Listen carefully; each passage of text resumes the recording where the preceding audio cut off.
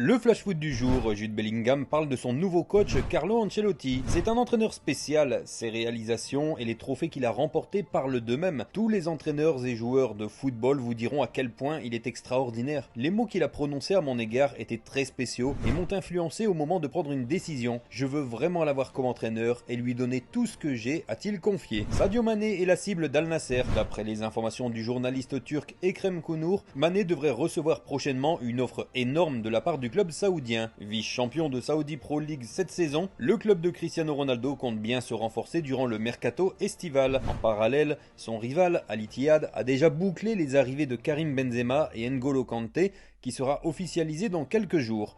On attend maintenant la réaction du clan Mané. Un joueur du Qatar aurait lancé des injures racistes à un néo-zélandais. Lors du match amical entre la Nouvelle-Zélande et le Qatar, les Kiwis ont quitté la pelouse à la mi-temps. Michael Boxall a été victime d'injures racistes en première période de la part d'un joueur qatari, a tweeté la fédération néo-zélandaise de football pour justifier le fait que ces joueurs ne soient pas revenus sur la pelouse après la pause. L'arbitre n'a pas réagi, donc l'équipe a choisi de ne pas revenir jouer la deuxième période du match, ajoute le tweet. Le sélectionneur portugais du Qatar, Carlos Queiroz, a tenté de défendre son joueur. Il n'y a pas de témoin, l'arbitre n'a rien entendu, les bancs non plus. C'est juste une dispute entre deux joueurs, a-t-il déclaré.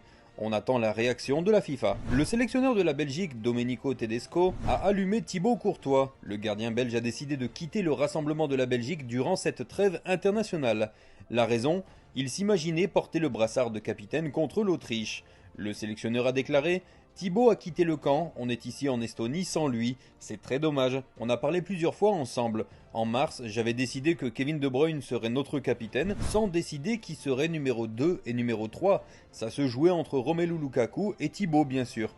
On a dû prendre une décision avant le match de samedi. On avait décidé que Romelu serait le capitaine samedi et Thibaut mardi. C'était ok. Mais après le match, il s'est senti offensé de cela et a décidé de quitter le groupe. Je suis surpris et choqué.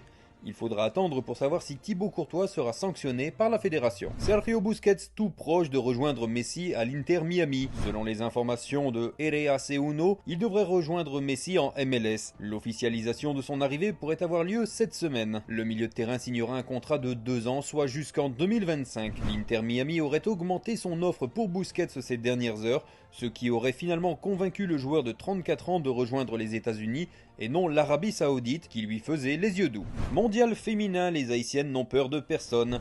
Nicolas Delépine, le sélectionneur de l'équipe haïtienne féminine de football, s'est confié à la FIFA avant cette Coupe du Monde. Dans notre groupe, on tire l'Angleterre, championne du monde, la Chine, championne d'Asie, et le Danemark qui est une nation historique du football féminin.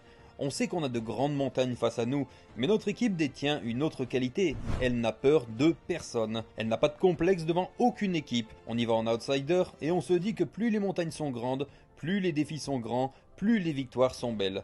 Notre objectif est de pouvoir faire un exploit, peut-être 2 et pourquoi pas d'entrevoir un 8e de finale, a-t-il déclaré. Le président de l'UEFA, Alexander Seferin, tacle l'Arabie Saoudite. Je pense que l'Arabie Saoudite commet une erreur, a prévenu le Slovène dans des propos relayés par le média néerlandais NOS. Il devrait investir dans des académies pour des entraîneurs et développer leurs joueurs. Acheter des joueurs qui sont presque en fin de carrière, comme Ronaldo et Benzema, ce n'est pas une politique qui améliorera leur football. Cela ne m'inquiète pas, la Chine a commis la même erreur. Un constat accablant de la part du dirigeant de l'UEFA.